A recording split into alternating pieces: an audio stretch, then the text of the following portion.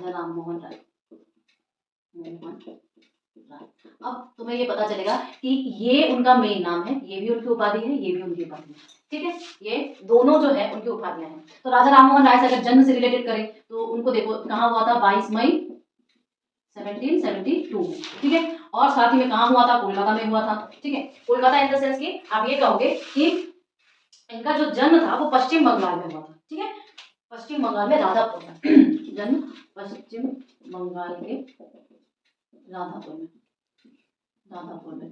ठीक है, दूसरी चीज इनको बहुत सारे लैंग्वेज आते हैं, बहुत सारे। ठीक है, और उनमें से जब ये संस्कृत सीखने गए तो वो वाराणसी में सीखे, बनारस में। हमने बोला था आज भी वहाँ पे बहुत सारे संस्कृत विद्यालय हैं और काफी प्रकांड पंडित संस्कृत के वहाँ रहते हैं। और दूसरा हमने ये कहा था कि फारसी लैंग्वेज वो कहाँ से सीखे थे, पटना से।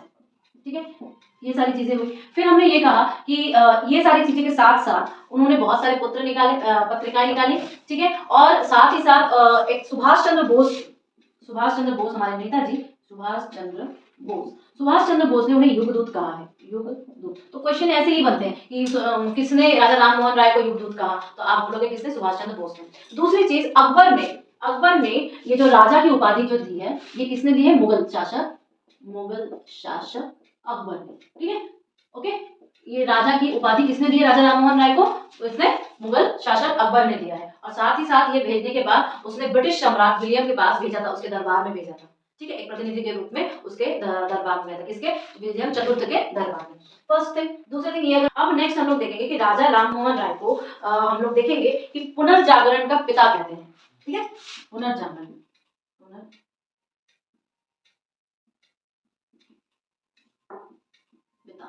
भारतीय पुनर्जागरण के पिता। और जो उनका समाज को डिफाइन किया था वो था ब्रह्म समाज। अच्छा, कोई इनकी एक और उपाधि है राजा राम मोहन राय की कि ये भारतीय राष्ट्रवाद के जनक हैं। भारतीय राष्ट्रवाद समर्थक थे। कौन से वाद के समर्थक थे, एकेश्वरवाद के समर्थक थे। बहुवाद के नहीं मानते थे, मतलब एक ही है, मूर्ति पूजा के बिल्कुल प्रमोट नहीं करते थे। तो हम ये कहेंगे कि ये प्रमोटर किसके थे, एकेश्वरवाद को क्या करते थे, प्रमोट करते थे, उसको मानते थे। और बहुवाद को वो खारिज करते थे, बहुदेववाद।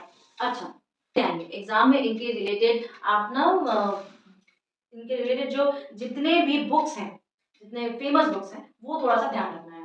जैसे कि हम लोग गुप्त काल के फेमस बुक्स का ध्यान रखे थे वैसे। ठीक है, अब थोड़ा सा लिख, एक 1814 में और एक 1828 में दो संस्थाएं खोली थी इन्होंने कलकत्ता में। एक है आत्मीय संस्था या समाज, और ये है आपका ब्रह्म समाज। ठीक है, आत्मीय समाज और ये 20 अगस्त, डेट भी लिख लो, 20 अगस्त। ठीक है, तो ये दोनों संस्थाएं किसके द्वारा खोली गई थी, संस्थाओं की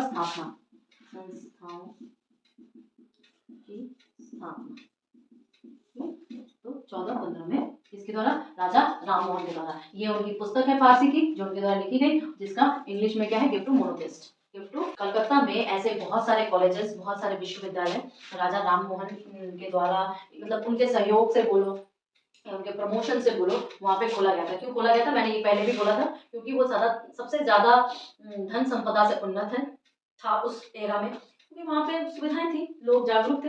जागरूक इन द सेंस कि थोड़े क्रांतिकारी थे। Nowadays the situation is entirely different. Currently जो अगर हम करंट अफेयर्स की तरफ बात करें, बट एट दैट टाइम हम जानते हैं कि 1857 जो हमारी भारतीय क्रांति का जो क्रांति, कैसी क्रांति, भारत को स्वतंत्र कराने की, गुलामी के चंगुल से छूटने की जो सबसे पहले क्रांति, उसे हम 1857 की क्रांति को ही कहते हैं, वो भी सबसे पहले बंगाल से ही स्टार्ट हुआ था। सो वहाँ पर क्योंकि आप देखोगे कि अंग्रेज ने सबसे पहले राजधानी अपने बंगाल को ही बनाई थी, जैसे कि क्योंकि हम आज भी जब आप कोलकाता जाओगे तो आपको बहुत सारे उनके विक्टोरिया मेमोरियल, ये वो सारी चीजें मिलेंगी आपको। इवन दैट्स व्हाई राजा राम मोहन के सहायता से बहुत सारे कॉलेजेस की वहां पे स्थापना हुई। पहला 1817 में, यहाँ पे लिखो, डेविड हेयर ने 1817, ठीक है, 1817 में राजा राम मोहन राय, ठीक, शॉर्ट फॉर्म में लिखा है, की सहायता से कहां पर, कलकत्ता में ही क्या बोला था, हिंदू कॉलेज की स्थापना की थी। हिंदू कॉलेज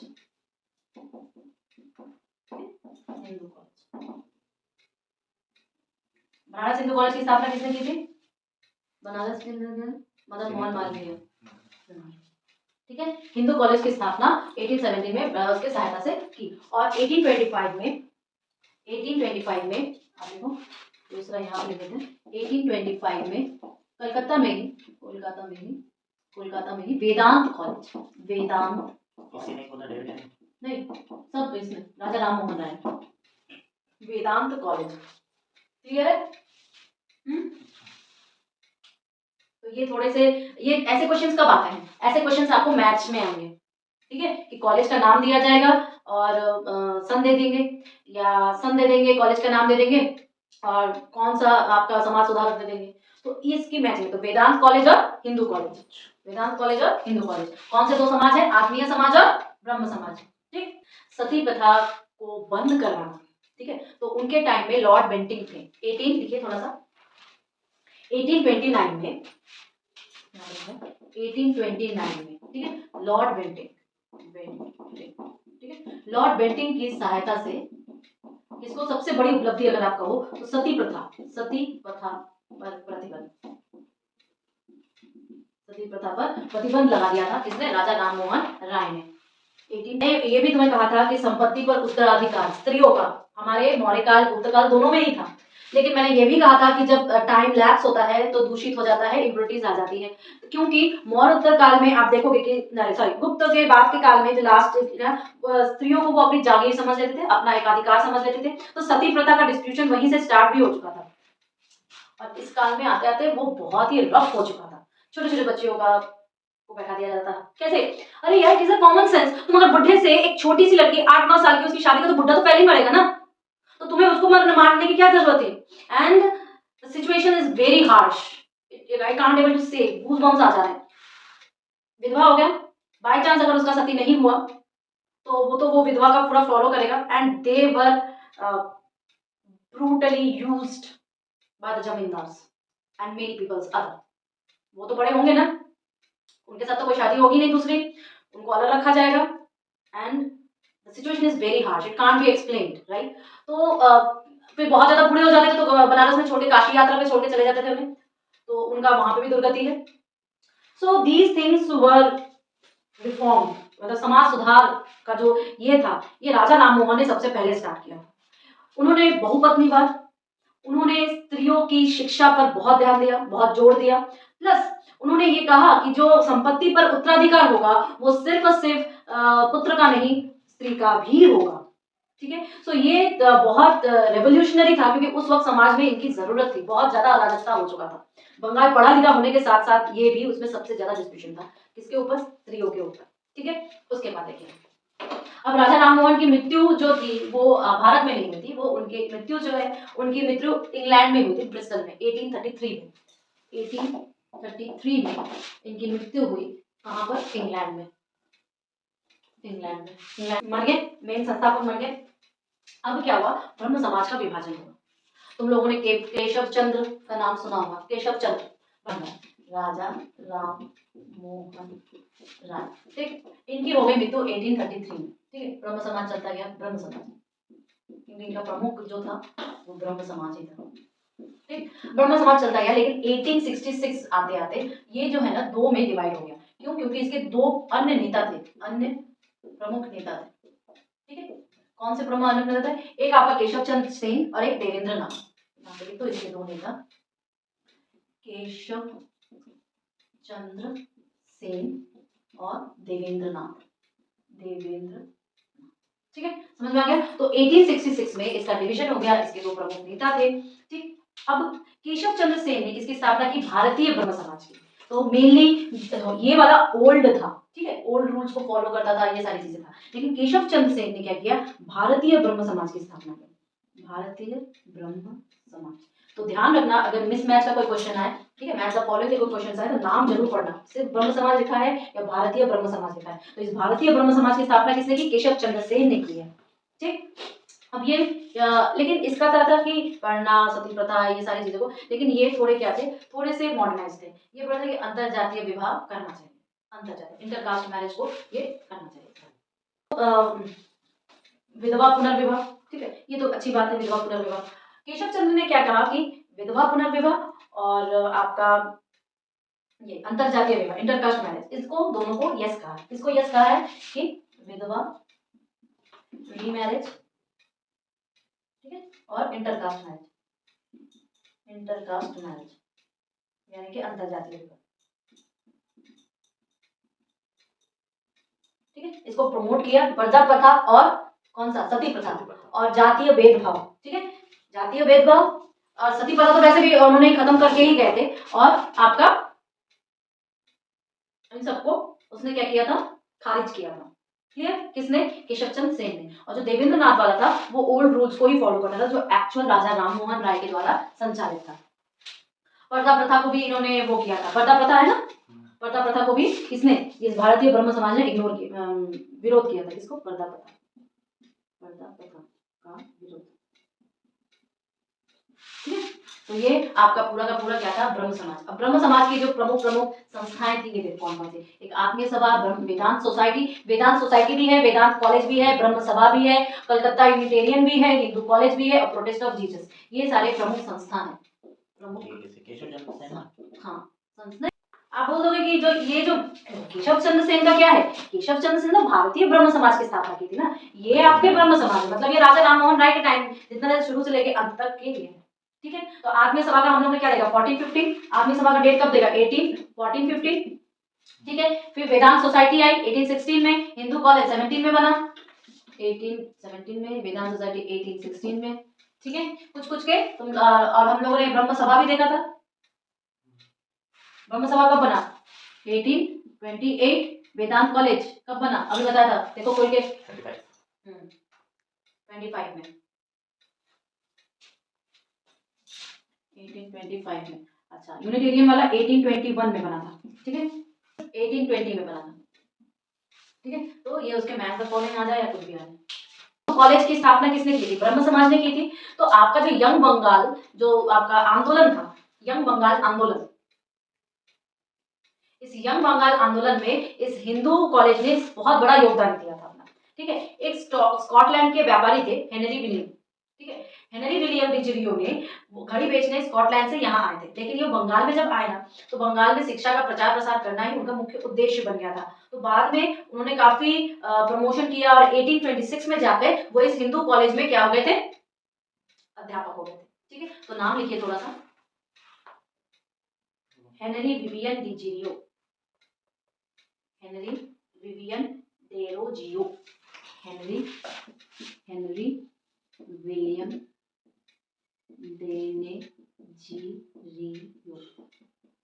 डेनेजियो, ठीक है। कौन सा आंदोलन है, यंग बंगाल आंदोलन, यंग बंगाल आंदोलन, ठीक है। सोसाइटी है, इसकी स्थापना कहाँ हुई थी, तो आप बोलना साउथ में, मद्रास में। इसकी स्थापना theosophical society, society, theosophical society,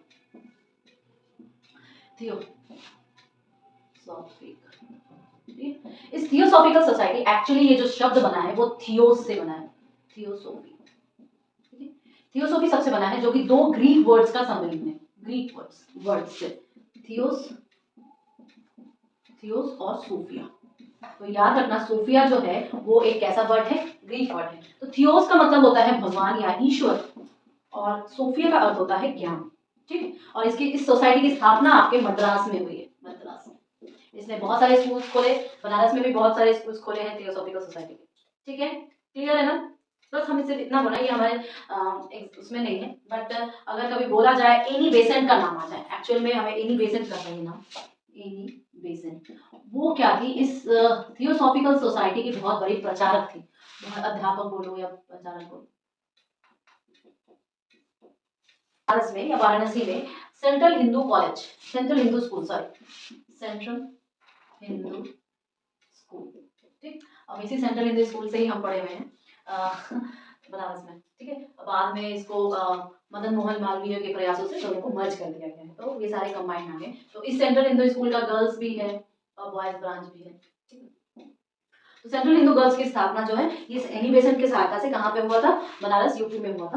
और क्योंकि काशी हिंदू विश्वविद्यालय के संस्थापक कौन है, मदन मोहन मालवीय जी हैं। तो मदन मोहन मालवीय जी के प्रयासों से फिर ये दोनों को मर्ज करके उनकी स्थापना की। उन्होंने होम रूल लीग सुना होगा, home rule league, home rule league नाम काफी प्रचलित है। इस होम रूल की स्थापना भी एनी बेसेंट ने ही की थी, एनी बेसेंट। ठीक है, तो एनी बेसेंट जो है हमारे भारत में शिक्षा के स्तर पर काफी योगदान था। लेकिन जो हमारे मेन है, नेक्स्ट लिखिए हेडिंग, ईश्वर चंद्र विद्यासागर। ईश्वर चंद्र विद्यासागर, विद्यासागर उनकी क्या है, उपाधि या टाइटल है। ये क्या है, इनका उपाधि है। ठीक है, और ये उनका नाम है फर्स्ट ऑफ। तो इनका जन्म जो हुआ वो कब हुआ, 1820 में, यानी कि हमारे राजा राम मोहन राय के बाद। राजा राम मोहन राय कब हुए थे, 1772 में। तो इनका जन्म 1820 में हुआ, वही पश्चिम बंगाल आपका। दूसरी चीज, ब्राह्मण परिवार में, ब्राह्मण परिवार में। ठीक है, सेकेंड थिंग, ये एक्चुअली संस्कृत के प्रकांड विद्वान थे, संस्कृत के विद्वान।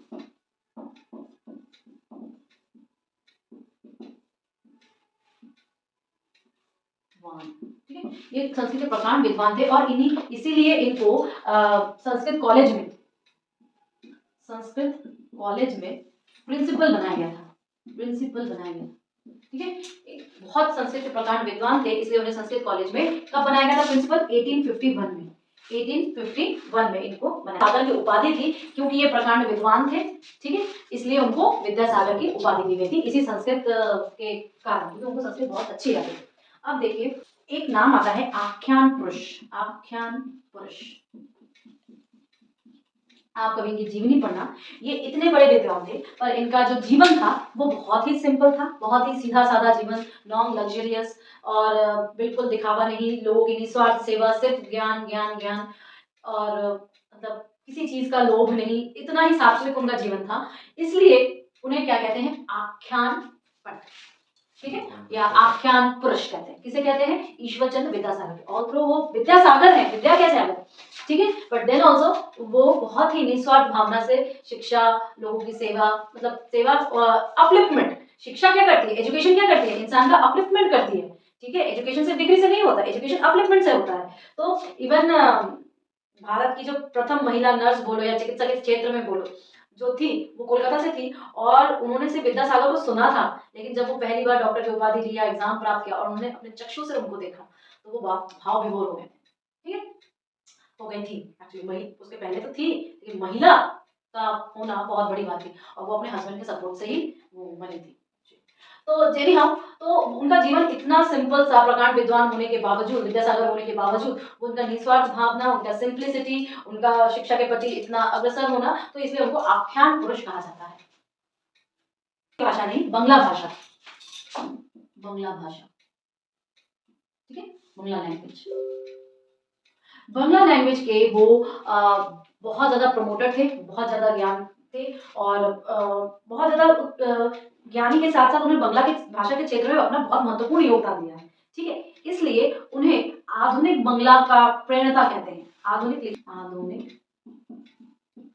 बंगला का प्रणेता कहते हैं। किसे कहते हैं, ईश्वर चंद्र विद्यासागर को कहते हैं, क्योंकि बंगला भाषा में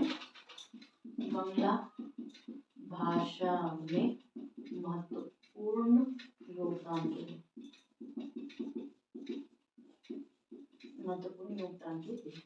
clear, is it clear, clear है ना। चलो आगे बढ़ते हैं। तो ये आपके कौन थे, अच्छा, विद्यासागर ऐसा ही नहीं है कि सिर्फ और सिर्फ इन सब चीजों का ही मतलब प्रमोशन करे, शिक्षा, लैंग्वेज, ये सब, ये स्त्रियों के लिए भी बहुत थे। ठीक है, तो इसलिए उन्होंने स्त्री जाति के उत्थान के लिए बहुत सारे महान महान कार्य भी किए हैं। ठीक है, उसको लिखिए, मतलब विद्यासागर स्त्री जाति के उत्थान के लिए, उन्हें शिक्षा की ओर प्रमोट करने के लिए, उनका विधवा पुनर्विवाह करवाने के लिए, ठीक है, काफी ज्यादा योगदान इनका भी रहा है। तो हम देखेंगे कि 1856 में ये जो आपके ग्रुप वाइज जो विवाह होते हैं ना, आपने सुना है, जिनके पैसे नहीं होते, पेरेंट्स नहीं होते, तो होता जैसे आज महाशिवरात्रि के दिन बहुत सारे जो हमारे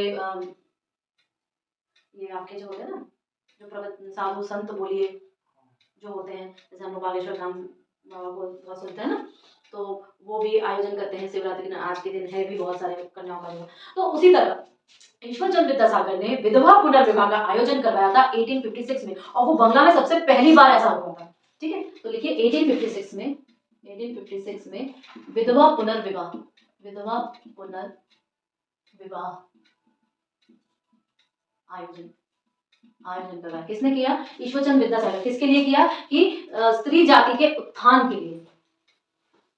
ठीक है। हिंदू विधवा पुनर्विवाह कानून, ये भी 1856 में ही बना था। क्या बना था? हिंदू विधवा पुनर्विवाह, हिंदू विधवा रीमैरिज कानून, ये भी कब बना था? 1856 में ही बना था।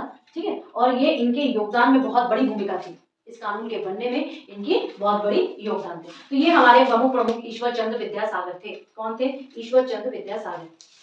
ये अरावली रेंज का जो ऊपर का और उत्तर का हिस्सा था वो हम लोग सब कुछ उत्तर बोलते थे, और अरावली के नीचे का रेंज जो था वो सब कुछ हम लोग दक्षिण बोलते थे। दक्षिण सिर्फ और सिर्फ आंध्र प्रदेश, हैदराबाद, तमिलनाडु ये सभी नहीं है, तो कुछ हिस्सा आपका महाराष्ट्र का भी आता था, तो वो भी आपका दक्षिण ही बोल दिया जाता था। ठीक है। तो एंशियंट टाइम में ये था कि, और आज भी बहुत सारी जगहों पे अरावली का ऊपरी साइड आपका उत्तर और नीचे वाला साइड आपका दक्षिण बोला जाता है। नेक्स्ट, तो ज्योतिबा आपको ये मिलेगा, जो ज्योतिबा बाई फुले है, पश्चिम दिशा से सुधार आंदोलन में इनका नाम मिलेगा। ठीक है। वैसे ये हमारे